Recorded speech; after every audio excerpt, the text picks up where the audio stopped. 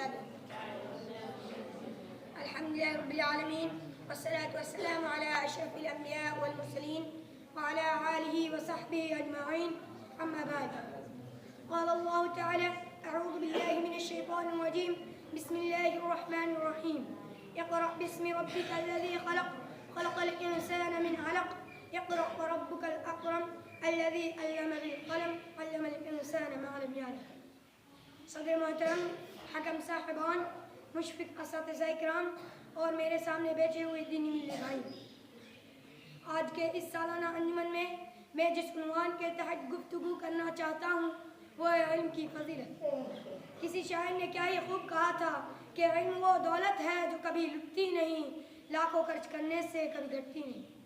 सामईन इकराम, अभी आपके सामने जो आयत करीमा पढ़ी गई यही वो पहली वही है जो हज़रत मोहम्मद सल्लल्लाहु अलैहि वसल्लम पर उस वक्त नाजिल हुई थी जब आप सल्लल्लाहु अलैहि वसल्लम गारे हिरा में इबादत में मसरूफ थे कि अचानक हज़रत जिब्राईल अलैहिस्सलाम आपके पास आए और कहने लगे, ए मोहम्मद पढ़िए।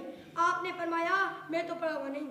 हज़रत जिब्रील अलैहिस्सलाम ने आप सल्लल्लाहु अलैहि वसल्लम को सीने से जोर से दबोचा और कहा, पढ़िए। आपने फिर वही कहा, मैं तो पढ़ा हुआ नहीं। हज़रत जिब्रील अलैहिस्सलाम ने आप सल्लल्लाहु अलैहि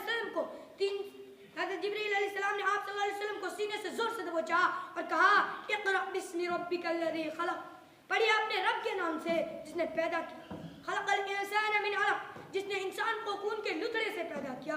इक़रा व रब्बुकल अकरम, पढ़ते रहे आपका रब बड़ा करम वाला है। अल्लज़ी अल्लम बिल क़लम, जिसने कलम के जरिए इल्म सिखाया। अल्लमल इंसान मा लम यअलम, जिसने इंसान को वह सिखाया जिसे वो नहीं जानता था।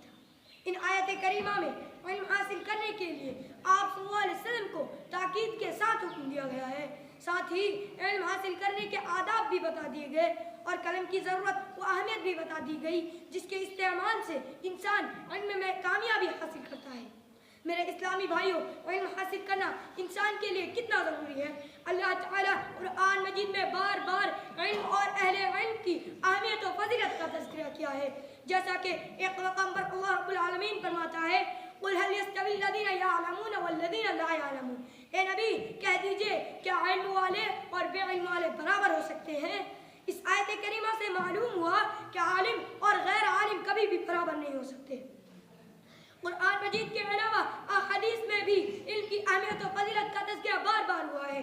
जैसा कि हज़रत अबू दरदा रज़ियल्लाहु अन्हु कहते हैं कि मैंने रसूलुल्लाह सल्लल्लाहु अलैहि वसल्लम को फरमाते हुए सुना, जो शख्स ऐसे रास्ते पर चले जिसमें वह दीन का इल्म तलाश करे तो अल्लाह ताला उसको जन्नत के रास्ते पर लगा देता है और फरिश्ते तालिब इल्म के लिए उसके इस अमल से खुश होकर अपने पर बिछा देते हैं।